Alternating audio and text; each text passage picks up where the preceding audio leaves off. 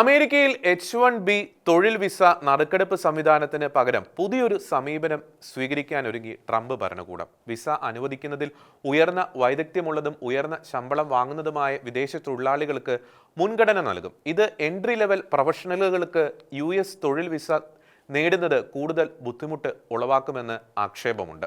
Homeland security department നൽകുന്ന അറിയിപ്പനുസരിച്ച് പുതിയ നിയമം 2026 ഫെബ്രുവരി 27 മുതൽ പ്രാബല്യത്തിൽ വരും.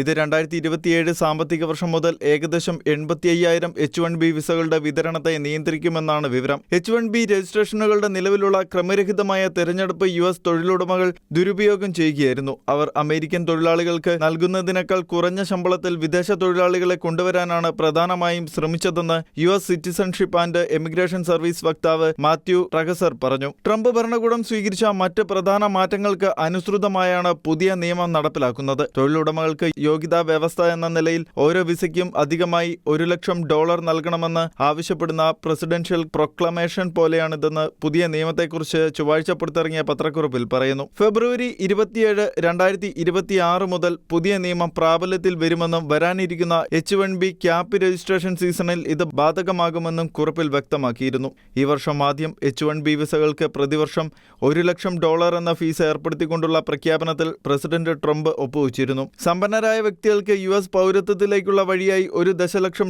ഫീസടയ്ക്കുന്ന ഗോൾഡ് കാർഡ് വിസയും ട്രംപ് അവതരിപ്പിച്ചു. കാലങ്ങളായി H-1B വിസ നറുക്കെടുപ്പ് സമ്പ്രദായത്തിലൂടെയാണ് അനുവദിച്ചിരുന്നത്. ഈ വർഷം ഏറ്റവും കൂടുതൽ വിസ ലഭിച്ചത് ആമസോണിനാണ്. 10,000-ലധികം വിസകൾക്ക് അനുമതി ലഭിച്ചു. Tata consultancy service, Microsoft, apple, Google എന്നീ കമ്പനികളാണ് മറ്റുള്ളവർ. കാലിഫോർണിയയിലാണ് ഏറ്റവും കൂടുതൽ H-1B തൊഴിലാളികൾ ഉള്ളത്.